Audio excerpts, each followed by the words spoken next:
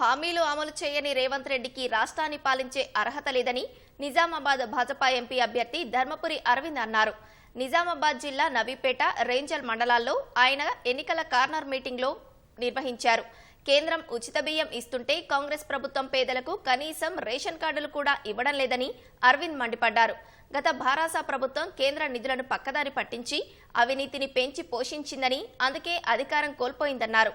మోదీతోనే సుస్థిర పాలన సాధ్యమైన అరవింద్ ప్రజలు లోక్సభ ఎన్నికల్లో మోదీ నాయకత్వాన్ని బలపరచాలని కోరారు.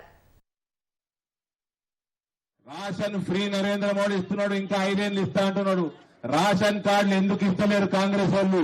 నేను మళ్ళా వాగ్దానం చేస్తున్నానండి, ఈ ఎలక్షన్ అయిన 3 నెలల లోపల ఎన్ని సంవత్సరాల నుంచి అయితే రేషన్ కార్డులు పెండింగ్ ఉన్నాయో ప్రతి ఒక్కటి ఇప్పించి తీరుతాం.